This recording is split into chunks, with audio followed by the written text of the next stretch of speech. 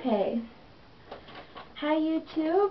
I'm back. This is my second video, and it is my 1 month nap-iversary, I guess you could say, or 1 month since I did the big chop.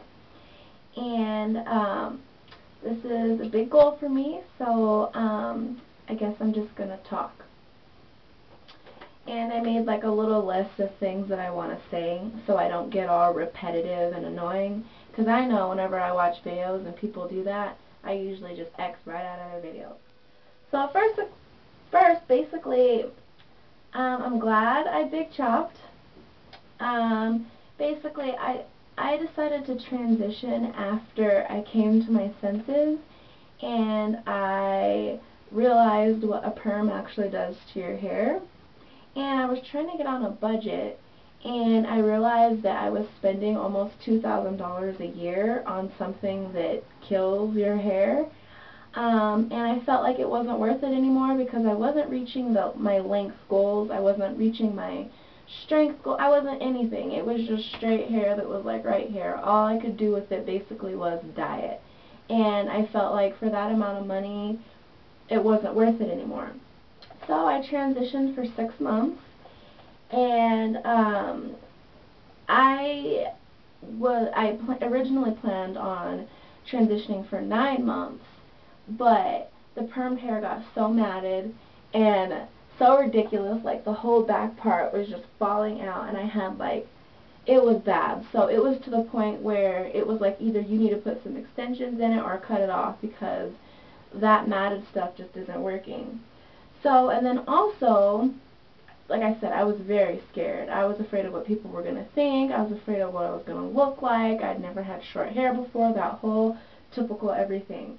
But then I figured, I was like, what happens if I die tomorrow?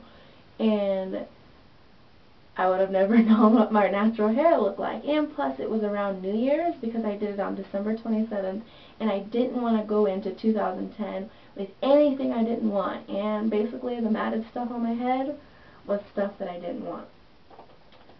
So, basically, this month has been like a really big learning experience. So, like, basic things like how often to wash your hair,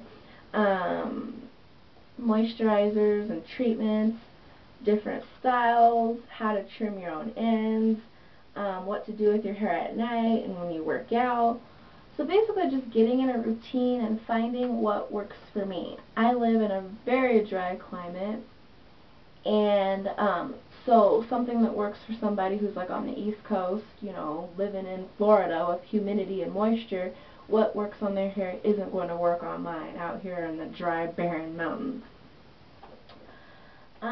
Basically, oh yeah, and then the reactions from others was my biggest fear. I was afraid that, I don't know, you know how you let your imagination run wild? I didn't know what was going to happen, but I was terrified.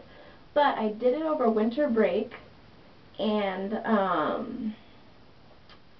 so the only people who saw it for like the first week were my father and his friend.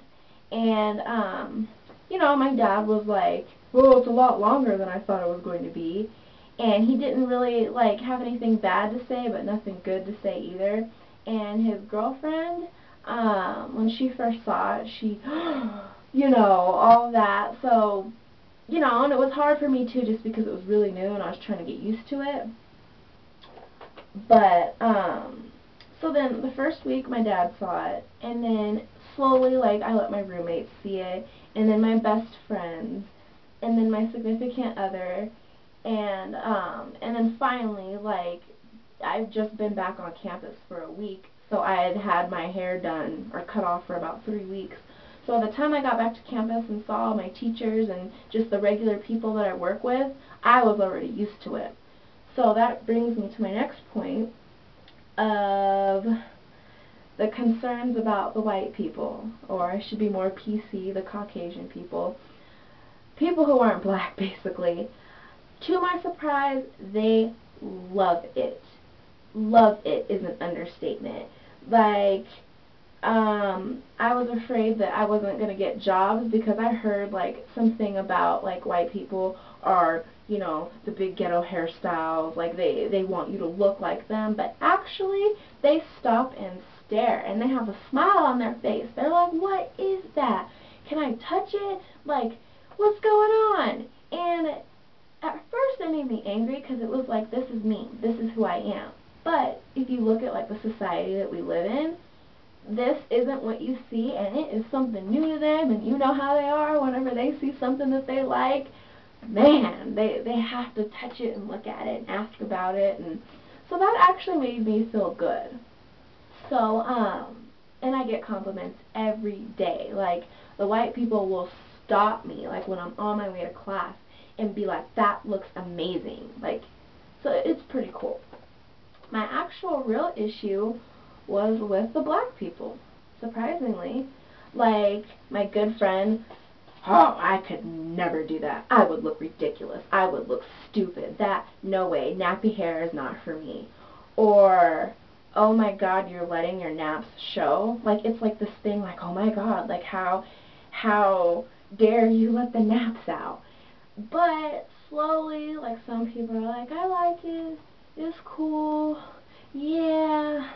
But still at the same time, they're like, how dare she let her nappy hair be seen? So, you never know what's going to happen until you just cut it, you know, and then just be you, because that's all you can do. So, I think I've babbled enough. As far as future videos, I don't know. Like, I want to make, like, makeup videos and hairstyle videos and things like that, but I'm really not that type of girl. Like, I'm about to graduate. I'll be done with my undergrad in May, and then I'm going to go on to get my PhD in clinical psychology.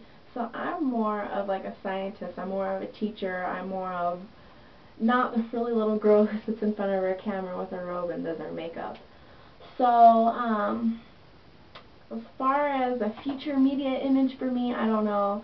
I like to take my camera everywhere, and I take pictures and videos of my friends acting drunk and crazy at parties, and I was thinking about putting that on YouTube, but I don't know how exploiting my friends will go over.